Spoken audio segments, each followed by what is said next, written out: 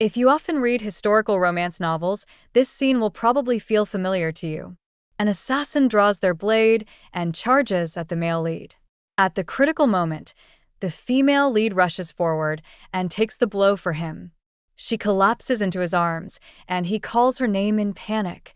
This exact scene was unfolding when I transmigrated into the story. You think I'm the female lead? No, I'm not. And I'm definitely not the male lead either. I'm the assassin.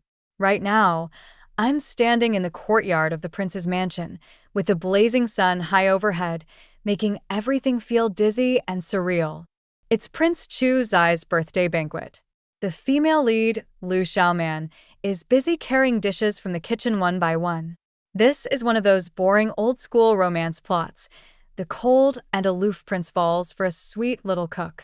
According to the original storyline, this is where Chapter 1 begins. Prince Chu Zai is ambushed, and Lu Xiaoman, who happens to be serving dishes nearby, bravely takes the blow for him. And thus, the high and mighty prince falls in love with a pure-hearted, courageous heroine. The problem is, the assassin isn't all that into this plan. As a law-abiding citizen of the 21st century, stabbing someone is way outside my moral boundaries. Not to mention, I've been squeamish about blood since I was a kid. Back in middle school, when our biology teacher dissected a small animal in class, I fainted as soon as the knife went in. The sound of the ambulance echoed through the school. If anyone else wants to be the assassin, be my guest, because I'm definitely not cut out for it. Luckily, I arrived in this story before the assassination took place. So, before the prince's guards get suspicious, I should just slip away. Wait. I just made eye contact with the palace guard. Why is he looking at me? I glanced around. Why are all the guards staring at me? Following their gaze, I looked down at myself. Black outfit, black cloak, long blade in hand, murderous aura practically radiating off me. I dropped to my knees, figuratively speaking, in front of the author. Seriously? I get that you need to push the romance plot forward, but could you at least try to make it a little believable? Broad daylight, and you've dressed the assassin like they're advertising their job. It's like I'm begging to get caught. Protect His Highness, the lead guard bellowed. All the guards drew their swords, and their commander charged at me. I remembered from the novel that the head guard is called Haiying Black Hawk. He's the #1 martial artist in the royal court, famous for his terrifying eagle claw technique. He can literally crush a broadsword with one hand. Now he was leaping at me from the pavilion, his robe billowing in the wind like some dark, deadly bird of prey. Great. I'm about to become the fastest to die transmigrator in history. Goodbye, Mom. I'm setting sail tonight. I shut my eyes. A thunderous crash. I opened them and couldn't believe what I saw. When Haiying reached me, I flailed instinctively, trying to shield my head. And just like that, the #1 martial artist in the palace was sent flying. He slammed into a distant wall and collapsed to the ground in a daze, the mighty eagle reduced to a scruffy little chicken. I stared at my hand in shock. I hadn't even used any force. More guards rushed at me. I swatted them away with ease. One by one, they flew off like rag dolls. That's when it hit me. It's not that the guards are useless. It's that the plot requires the heroine to be the one who saves the male lead. To make that happen, the assassin had to be written as invincible so that no one could stop her from reaching Chu Zai. Through the blur of guards flying through the air, I caught a glimpse of Lu Xiaoman's terrified little face. Don't look so scared. Your author just turned me into a mashup of Iron Man and the Hulk for the sake of your love story. But I really don't want to stab you. And once I do, a cannon fodder like me is as good as dead. How can I save myself? How do I explain why I'm dressed like this, crashing the prince's estate and beating up his guards? In that split second, inspiration struck. After throwing off the last guard, I dropped to one knee. This humble woman greets your highness. Footsteps approached. A richly robed figure slowly walked toward me, and the royal fragrance of dragon musk filled my nose. One of the guards stepped in front of him. Your Highness, be careful. This could be a trick. But Chu Zai waved him off and said calmly, if her skills are really that powerful, she wouldn't need to use tricks to kill me. The guards reluctantly stepped back. Chu Zai came to stand before me. I knew he was waiting for an explanation. My name is Lu Xiaoshuang. I was orphaned as a child and adopted by a martial artist who took me in because of my natural strength. I've trained in martial arts for over a decade. A month ago, my master passed away, and on his deathbed, he told me to come serve your highness. The name came from the character Shuang, engraved on my waist token. The rest I made up on the spot. Good thing I've read tons of novels. I really nailed that improvised backstory.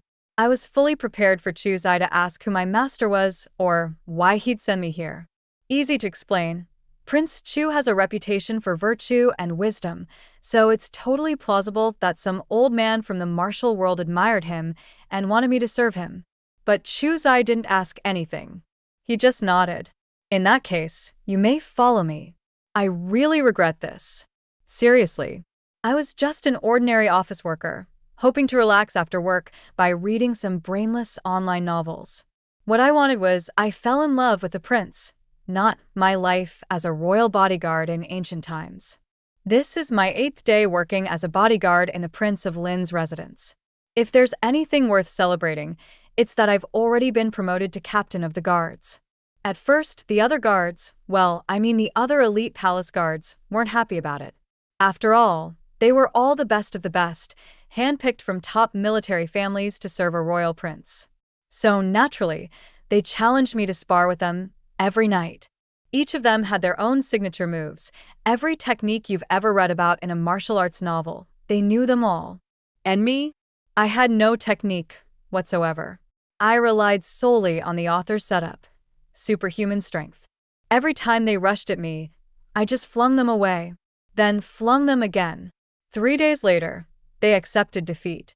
Shuangjie, here's your wonton soup. Even the legendary palace guard commander, Heiying, the #1 martial arts master in the capital, personally went out to buy me late-night snacks. He handed it to me carefully, remembering my specific request: extra seaweed, no dried shrimp. The wontons were stuffed with shrimp and minced fish, so fresh and delicious they could make you bite your tongue off. Made with traditional methods, no MSG added. But as I absent-mindedly ate, my mind was on something else. We've all seen enough shows to know that if a transmigrator wants to return to the modern world, they have to finish the plot, meaning the male and female leads have to fall in love.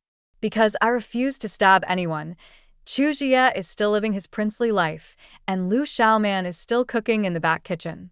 The two of them don't even know each other. So I have no choice but to play matchmaker. While I live the life of ancient times security guard, I worry about the plot like I'm in ancient times Cupid. To be fair, getting Chu Jie and Lu Xiaoman together is not an easy task. Their status gap is just too big. A prince and a kitchen maid? In real life, they'd never cross paths. That's why the author had to use a dramatic setup, an assassination attempt where the female lead saves the prince, to force their fates to intertwine.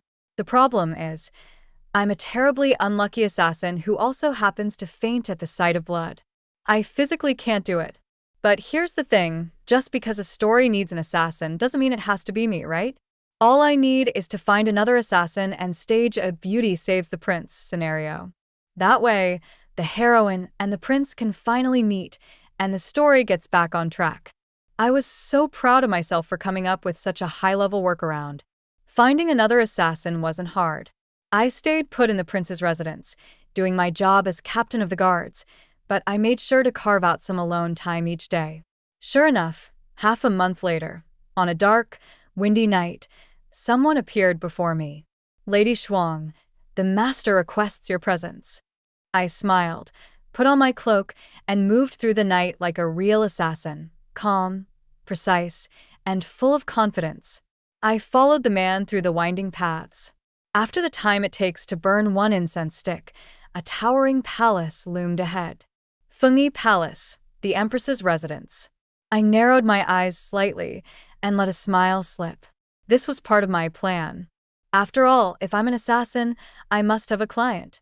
If Chu Jie keeps surviving, then obviously my employer would come looking for me. And if they can find me, they can certainly find another assassin.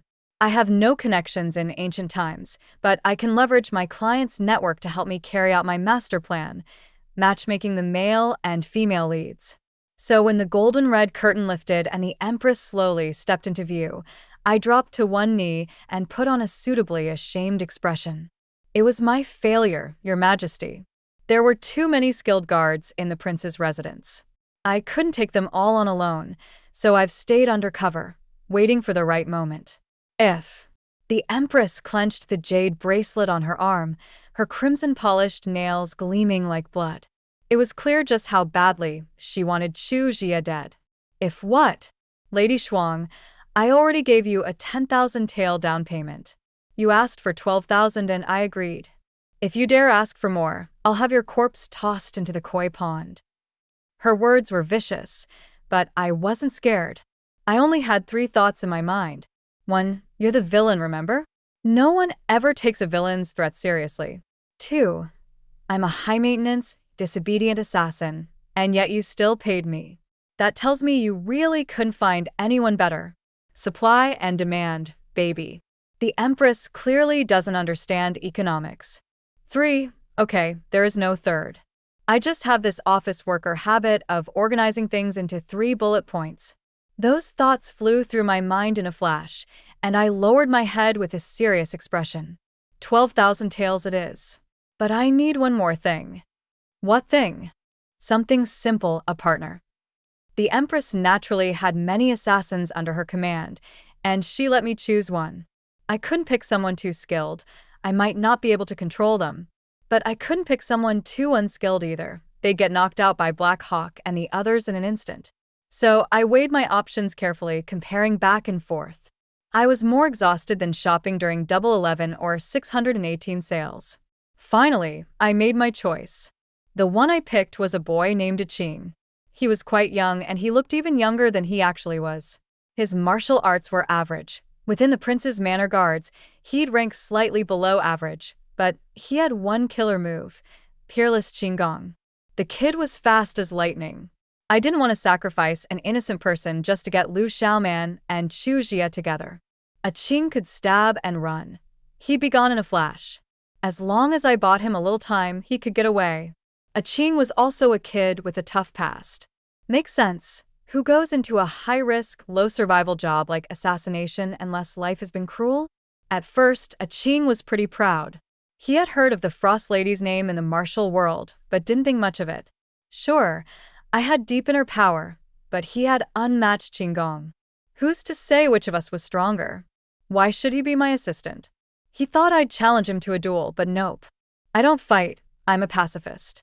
I started by praising his potential and said I wanted to work with him to build a brighter future in the assassination business. A Qing, who had been looked down on his whole life and beaten into shape by his master, had never experienced such gentle persuasion. His guard dropped immediately. Then I hyped his Qinggong to the heavens, and he got all fired up to prove himself. But soon after, I switched it up. I criticized his weak inner power and lack of experience, saying he wasn't cut out to lead, all while showing deep, soul-crushing disappointment. A Qing ended up doubting himself so much he thought I was going to return him to the Empress.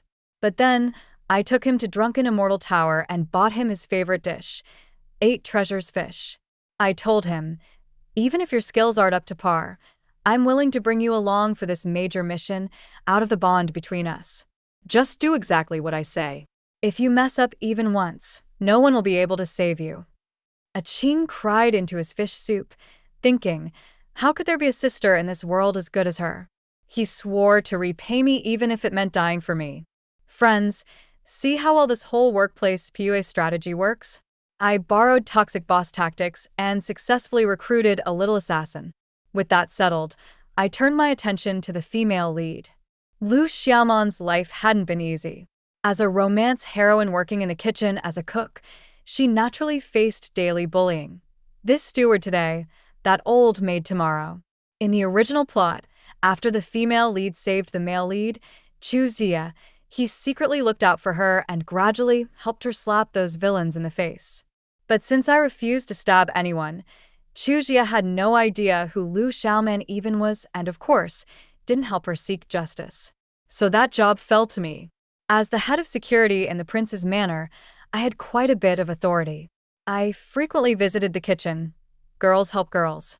Anyone who bullied Lu Xiaoman got picked up by me and hung on the big locust tree in the back garden for public shame. Once, Chu Jie even saw it happen. He asked me why I kept helping that little cook. I couldn't explain properly, so I just said her cooking suited my taste. In that case, from now on, let Miss Lu handle my meals as well, he said. I was thrilled. I had only meant to win over the heroine, but ended up giving the male-female romance line a little push too. Lu Xiaoman's cooking would definitely appeal to Chu Jie. If she conquered his stomach, could conquering his heart be far behind? After helping Lu Xiaoman several times, we naturally became close. One day, I gave her a close-fitting jacket. "This goose yellow color really flatters you," I said. "And the fabric is top quality. It's getting cold. Make sure to stay warm and wear it all the time." Inside that jacket was a piece of soft body armor, golden hooks tightly woven. A rare treasure in the martial world. A regular knife, even stabbed with force, would just glance off the armor without piercing the body. It's just saving a man. No need for her to actually get seriously hurt. This armor was my insurance policy for Lu Xiaoman. So thoughtful, so thorough. I was genuinely moved by how meticulous I was as a planner. Now that both the victim and the attacker were ready, all that was left was to set the scene. I knocked on Chu Jie's door. "Your Highness, tomorrow is my birthday. I've arranged a small banquet in the back courtyard. Would your Highness honor us with your presence?" Black Hawk was grinding ink for Chu Jie. He looked at me awkwardly and replied on his behalf, "His Highness is visiting Minister Li's villa tomorrow?" I sighed softly. Chu Jie's schedule had always been tight. I thought he'd stay in the manor tomorrow, but it turned out he still had to go out. Chu Jie glanced at me. In that moment, maybe I looked truly disappointed, or maybe it was just my imagination, but I thought I saw a hint of guilt in his eyes. "No matter. We'll return early." Chu Jie nodded at me. "You've been in the manor so long. Of course I'll attend your birthday." It was late, but I still stayed in the courtyard, doing my duty as head of security. In Chu Jie's study, the light stayed on too. He was a diligent prince who always went to bed late. When people across the land had grievances, they'd travel long distances to appeal to him, and he'd investigate each case seriously. If the claims were valid, he'd write a report and submit it to the emperor. Because of this, he'd made many enemies, from corrupt officials across the provinces to the empress, who wanted him dead. For someone like him, even an extra half-hour of sleep was a luxury. Yet he had looked into my eyes so seriously and said, "Of course I'll come to your birthday." I felt a little flutter. What was that about? Attraction. It's all about the looks. Blame the author for giving the male lead such a high beauty stat. Any line from that face is bound to stir the heart. I waved those inappropriate thoughts away. That night, the study's light never went out. I quietly pushed the door open and saw that Black Hawk had left. Chu Jie had fallen asleep, slumped over the desk. I hesitated for a moment, then gently picked up a brocade robe and draped it over him. I blew out the candle and tiptoed out. What I didn't know was, after I left, Chu Jie opened his eyes. He had never been asleep. Those dark eyes, as black as ink, glinted with sharp alertness. I had no idea that Chu Jie had never truly let down his guard around me. The day I showed up dressed all in black with a wide-brimmed hat, exuding murderous intent, he was already prepared to take a hit from my blade. After all, he could tell I was highly skilled, so skilled that I didn't need to disguise myself like an ordinary assassin. I could have easily bypassed the palace guards and gone straight for the kill. But I suddenly gave up the attempt and claimed I was there to defect to his side. I had even felt smug about the story I made up on the spot. In truth, Chu Jie didn't believe a single word. He kept me in the palace under close observation. In his eyes, the fact that I hadn't struck immediately and instead chose to infiltrate his residence only meant one thing. I had come with a secret mission. Maybe I was after confidential documents, or perhaps border defense maps. One way or another, I was definitely there to spy and steal. What he didn't expect was that after entering the palace, I actually started doing the job of a security guard seriously. I didn't steal a single thing. I even caught two petty thieves who tried to sneak in. Even someone as shrewd as Chu Zai was thrown off. He couldn't figure me out. Could it be that he was just being paranoid? Was I really a good person? But I didn't disappoint him for long. I finally slipped up. The night I entered the Empress's quarters, Chu Zai's network of informants had already spotted me and reported back to him. And just like that, my true identity as an assassin sent by the Empress was confirmed. He wasn't particularly surprised. Chu Zai was the eldest son born of a concubine. His mother had died early, and he was weak in political influence, but he had a reputation for integrity and was one of the most popular candidates for crown prince. Naturally, this made him a threat to the Empress, who wanted her own son to inherit the throne. After confirming who I was, Chu Zai assumed I would make my move soon, and sure enough, I invited him to my birthday banquet. He predicted the assassination attempt would happen that night. He already had it all figured out. Meanwhile, the assassin, me, was still blissfully unaware.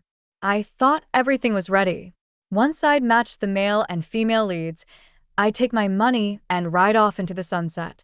With 12,000 taels of silver, I could indulge in all the delicacies of the world, wear the finest silks, and even flirt with a few ancient-style pretty boys. Anyway, I was getting ahead of myself. First, I had to complete the mission. That evening, I asked Xiao Man to prepare the dishes for the banquet. The first dish was stewed lion's head meatballs, which she would carry to the back garden. I had already tampered with the clay pot holding the dish. It would shatter upon contact with a table once heated. In other words, the moment Xiao Man placed the pot in front of Chu Zai, it would crack loudly. That sound would be the signal. Hiding in the shadows, a Qing would hear it and leap out with her blade aimed straight at Chu Zai. At that moment, our brave and kind Xiao Man, who would be standing right next to Chu Zai, would instinctively block the knife for him. He would then fall in love with her. And since she was wearing a soft gold-threaded armor under her jacket, she wouldn't suffer any serious injuries. Everything was going perfectly. I couldn't help but smile with satisfaction. What's Miss Xiaoshuang smiling about? Chu Zai asked. We were already seated in the back garden. The breeze was gentle. He had even prepared a birthday gift for me, a jar of peach blossom wine he'd been aging for years. Oh, I was just thinking about how I'll finally get to taste the lion's head meatballs Xiao Man made. That made me happy. I chuckled, pouring wine for both of us. We clinked our cups, each with thoughts of our own. I kept sneaking glances toward the kitchen, estimating that the dish should be ready any moment now. Sure enough, a figure carrying a clay pot appeared. But for some reason, Xiao Man looked bulkier than usual, her figure shorter and puffier. Wait a minute. That's not Xiao Man. That's Madame Song from the kitchen. Madam, why are you here? I blurted. Where's Xiao Man? Oh, Xiao Man said the jacket you gave her didn't quite fit, so she took it to the tailor shop at Shirley Pu to have it altered. She won't be back tonight. Madame Song beamed. She prepped everything earlier, just asked me to reheat and bring it over. Xiao Man, do you even realize what you just missed? Smells amazing. Chu Zai sniffed appreciatively. Of course it does. Our Xiao Man's cooking gets compliments from everyone. Madame Song replied cheerily as she set the lion's head dish in front of him. That's when it hit me. I shouted. Wait. Too late. The moment the pot hit the table, it let out a loud, unmistakable crack. From the shadows, a Qing leapt like a cheetah that had been crouching in wait. She flew toward Chu Zai, blade flashing. In that split second, faster than a blink, faster than a lightning strike, like the 0.01 second gap between the gold and silver medalists in a sprint. 1,000 thoughts raced through my head. It's over. Is Chu Zai going to die? What the hell have I done? He's actually been pretty good to me. And now I've gotten him killed. I'm so sorry. But wait, he's just a character in a novel, so what if I'm sorry? Still, even if he's a fictional character, he was good to me. My mind was hesitating, but my body moved on its own. In a flash, I threw myself forward, shielding Chu's eye. The blade pierced my body. A Qing froze, stunned by what I'd just done. Chu's eye froze too, just as baffled. Even I didn't know what I was doing. As someone who faints at the sight of blood, my final thought before passing out was, why did you block the blade? Did you forget you're a super strong assassin? You could have just tossed a Qing away with one hand. Full of regret, I fell backward, right into Chu Zai's arms. Xiaoshuang. Xiaoshuang. He held me tightly, calling my name. His face was so close, so handsome. Sharp brows and bright eyes, the kind that slanted perfectly into his temples. Right now, they were furrowed in worry. I don't know why, but I found myself lifting a hand, wanting to smooth out those creases. I'm glad you're not dead, I murmured. Before I could even touch his brow, Darkness swallowed me. Xiaoshuang. 07. I didn't die. Not only that, the wound wasn't even very serious. When a Qing realized I blocked him, he tried at the last moment to pull back the dagger. Although the huge momentum made it impossible to fully retract, the blade only pierced me lightly. So the reason I reacted so strongly was just because I faint at the sight of blood. When I woke up again, I was lying in the largest room of the prince's mansion. The scent of incense was soothing. I turned my head and saw Chu Zai sitting beside my bed, resting his head on his hand, already asleep. I touched him gently, and he woke up. Why did you save me? He looked at me quietly. Chu Zai had very beautiful eyes, black like a lake under the night sky. At that moment, I felt like I was about to fall into those depths. What reason is there? I was silent for a long time, unsure how to explain my self-destructive, nonsensical actions behind the scenes. Finally, I had a clever thought and gave an answer. Because I'm the head of security for the mansion. What a responsible and dedicated answer. Who wouldn't be moved by my professionalism? Chu Zai was speechless for a while. After a moment, he called his men. It's time to eat. Tell Miss Liu to prepare the food. Only much later did I learn what Chu Zai thought after I blocked the dagger for him. To him, I was a lone girl from the martial world, unloved and uneducated since childhood, naturally taking a wrong path and becoming a ruthless assassin. The Empress paid me 10,200 taels of silver to serve her, coming to the prince's mansion to carry out the assassination. However, my conscience prevented me from killing. I lingered in the mansion. The longer I stayed, the better everyone treated me, and I was gradually reformed, feeling warmth of a family for the first time. At the same time, the Empress increased pressure and sent a new assassin, forcing me to act soon. I was caught in a dilemma, coerced into the plan, but at the last moment, I resolutely chose the righteous path, sacrificing myself by blocking the dagger, achieving self-redemption. This was the convoluted explanation Chu Zai came up with for my bizarre behavior. Had I known he understood me in such a loving and boundless way, I would have been blown away on the spot. But at that moment, Chu Zai didn't tell me all this. Instead, when I noticed he specially ordered Liu Xiaoman to cook, I felt a surge of joy. No choice. My attention was still focused on matching the main leads so I could return to the real world quickly. I watched Chu Zai for several days, noticing he only ate dishes made by Liu Xiaoman every meal. Sometimes he even sneaked into the kitchen to quietly observe her cooking. My heart leapt. Could it be that while I was unconscious, Liu Xiaoman and Chu Zai's romance had already started? True love found without effort, it seemed. I watched for days but became more anxious.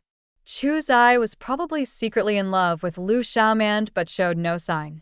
He was still the icy mountain he always was. If this went on for another 2,700 chapters, who knows if they would even hold hands. If you love her, you need to tell her. Keeping it inside is no good. But I also realized Chu Zai was a typical steel-hearted straight man, probably clueless about chasing girls. That meant it was time for me, Liu, top-tier romance expert with a 100% success rate in matchmaking, to step in as his wingman.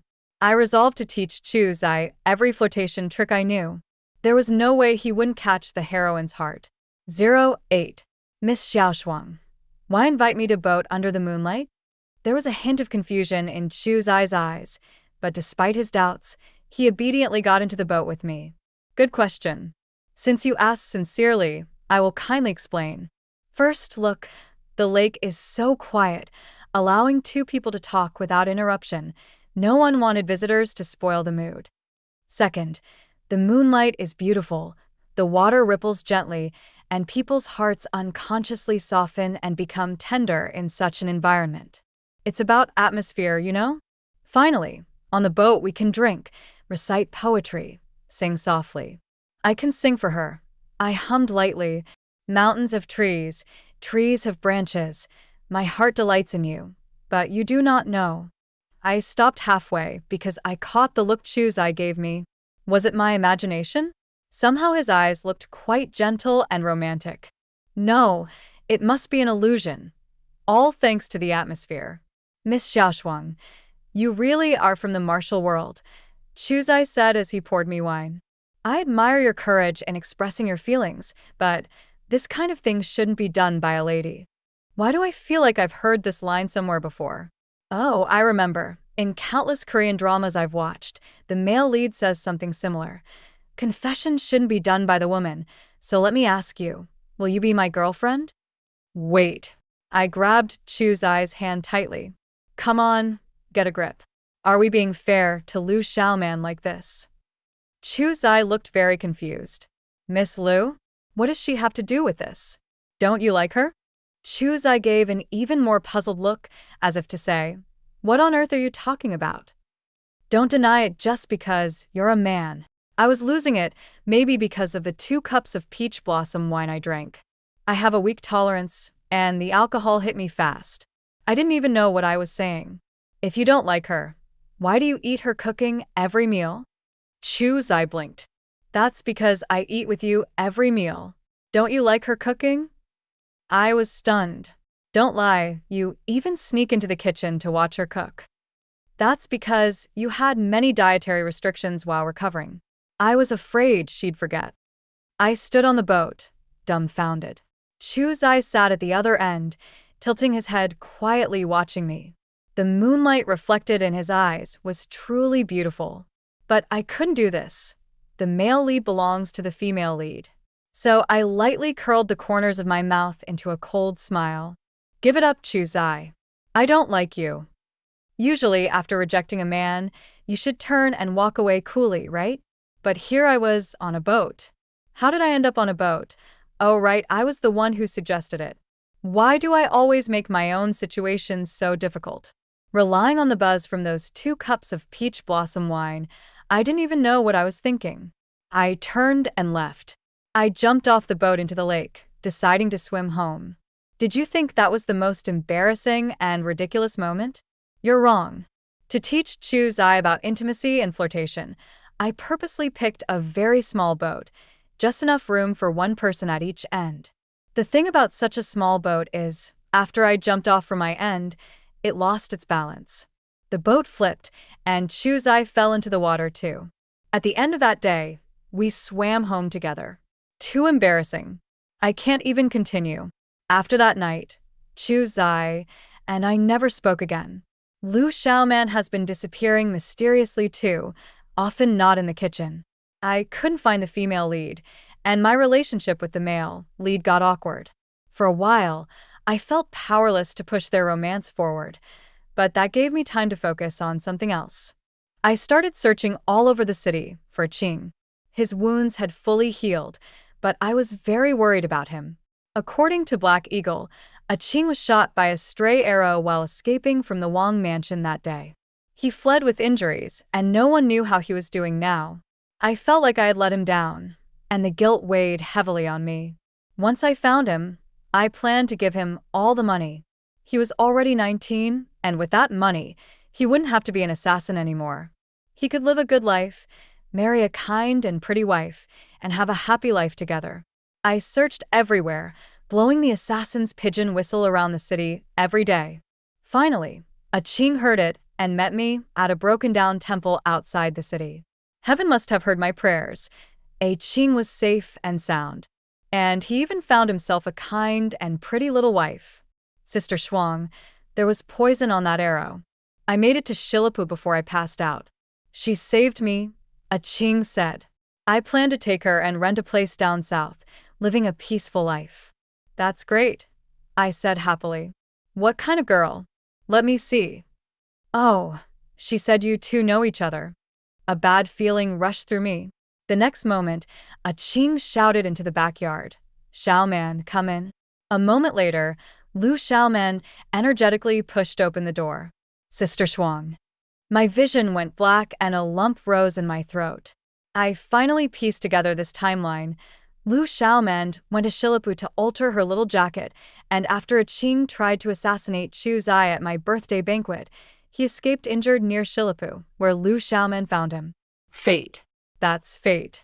The classic story of a beauty saving the hero still holds true, but everything quietly fell into chaos. Lu Xiaoman touched my face. Sister Shuang, why are you crying? I smiled through tears. Sister Shuang is just happy for you both. Yeah, as if I was happy. I'd already promised to Qing. I painfully gave him most of the silver the Empress gave me, so he could take Lu Xiaoman and happily head south. This is what it means to lose both your money and the person, to lose the wife and the soldiers. After a serious illness, I locked myself in my room and didn't go out for days. At first, Chu Zai ignored me. After I didn't leave for several days, he awkwardly brought a doctor to see me. The old doctor, near 60, took my pulse, looked at my tongue, then went to report. Miss Xiaoshuang's illness is of the heart. No medicine can cure it. Chu Zai thought I was dying and instantly changed expression, but the doctor waved it off. No need to panic, Your Highness. Heart illnesses require heart remedies. Heart remedies? Let her drink some wine. The old doctor's diagnosis was right. My illness was purely from worry and sorrow. To drown one's sorrows in wine, to forget 1,000 woes with a single drink. Yes, I did need to drink some wine. Chu Zai brought out all his peach blossom wine. The Wang mansion's backyard was lush with greenery. We sat among it, raising our cups and drinking together, one glass after another. He had a good tolerance and didn't show it, but I wasn't so lucky. After 3 cups, I started crying bitterly. You think I don't like you?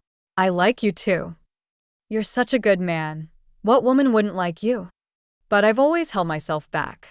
I'm just a minor character. You know what a minor character is?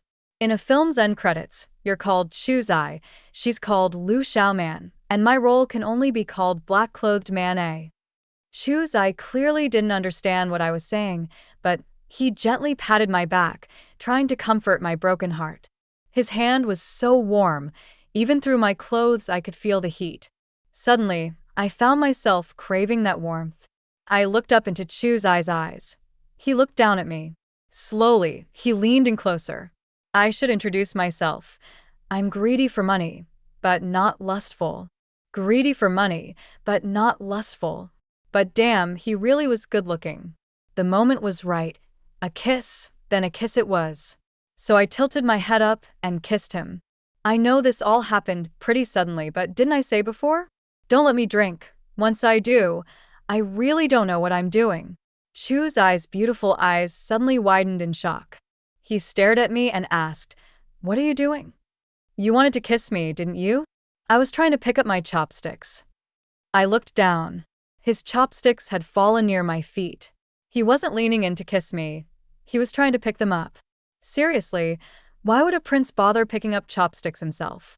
Why not just tell me to do it? Because I committed the crime of disrespect by teasing Prince Lin, I was locked in a dark little cell again. On the 3rd day, Chu Zai came by, standing outside the door, and asked sternly, "Do you know what you did wrong?" Yes, I know.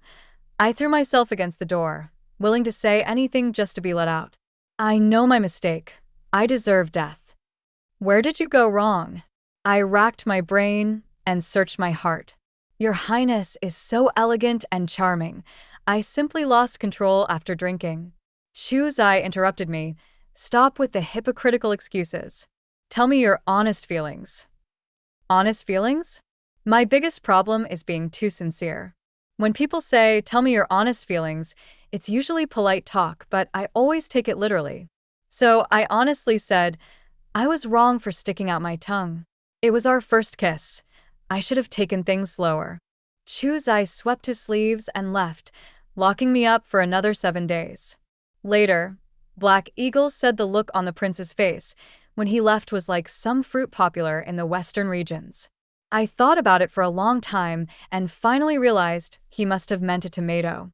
No need for fancy words, just say he was blushing. I was locked up for nearly half a month, feeling utterly hopeless. On the 10th day, Chu Zai came again. He looked at me with a very serious and rational gaze and said he was ready for the next step. I was so scared my legs went weak. Assaulting a prince was a serious crime in this era. I thought maybe I had helped him a bit and he'd show mercy, but it seemed like he was going to kill me. What kind of procedure is going to the execution ground? And it takes so many days to prepare? Surely it wasn't going to be Ling Chi, slow slicing? I grabbed the corner of his robe and, desperate to live, threw all dignity aside. Your Highness, I'm willing to serve you like a beast of burden. Don't say such things again. I opened my mouth wide, ready to wail. In the future, you will be my princess consort. Such a huge twist. I hadn't even gotten the chance to beg or cry out my 1,000 complaints before it was swallowed whole, choking me. What? So it wasn't an execution at all, it was a wedding? Long after, I learned how much Chu Zai had struggled in those 10 days. The emperor naturally opposed his noble son marrying a commoner. Chu Zai knelt for a long time in the imperial study. Father once taught me, if you can't sweep your own room, how can you govern the world? I believe that if one fails a single person, they fail millions. Though Xiaoshuang comes from the martial world, she is still a woman. We have been intimate. If I abandon her now, she will never marry another. How will others view her, and how will she live her life? Feudal rituals caused much harm.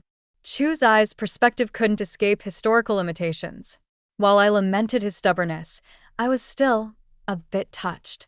So make her a concubine, then. How can her origins qualify her as the main wife? The emperor said. I told father, if I don't marry, so be it. But if I do, it will be for life, one man and one woman. True to his character, the male lead was very devoted. Too bad this devotion was given to me so carelessly, what a waste. When I returned to the real world, leaving him here to live a lonely life is almost pitiful. Besides, I'm a young unmarried woman. There's no reason for me to play dress up in ancient bridal clothes. After some thought, I decided to run away. As I fled, I wondered what I had done wrong to end up in such a situation. Others who enter books use cheat codes and rise up to live brilliant lives. But me? Everyone was hunting me down. The Empress hunted me for betraying her. Chu Zai hunted me for escaping marriage. So miserable, I ran deeper and deeper into the wilderness, finally ending up in the mountains. In the deep forest, I sat at the cliff's edge, watching the river below swirl and flow. The setting sun painted every giant pine tree with golden light, and the wind made the pines sound like waves. Listening to the pines, I suddenly understood. In some worlds, mountains and rivers aren't so magnificent. In some eras, people don't live a full lifetime. So, marrying any man isn't really marriage. Besides, when I return to the real world, if I go to blind dates honestly, will I meet a man as handsome and rich as Chu Zai? That's just wishful thinking. Anyway, Lu Xiaoman and Chu Zai couldn't be matched anymore, and the hope of returning to reality was so slim. So, it's just how it is. I watched the sunset, turned, and prepared to head back. Not far on my way, I saw Chu Zai. I immediately went to him. Your Highness, I've made up my mind. He grabbed me and said, don't think about it now. Run. I turned around and saw the entire mountain covered with assassins. Wow, the Empress was really bleeding money here. Now that Chu Zai and I were in the deep mountains, her people had us completely surrounded. 12. I kept running, but this time it wasn't just me alone, it was the two of us. Late at night, Chu Zai and I hid at the entrance of a cave nestled among the mountain peaks. The assassins hadn't caught up yet, so we decided to rest briefly. Chu Zai looked up at the moon. It was the 15th day of the lunar month, the moon hanging full and bright like a silver plate in the sky. Today is a rare, auspicious day. If you hadn't run, we should have had our wedding today, Chu Zai said softly. I thought for a moment and pulled him closer. As long as two hearts agree, where can a proper ceremony be held? I said. The heaven and earth are our bridal chamber, the sun and moon our wedding hall. Once the lucky time is missed, it cannot be regained.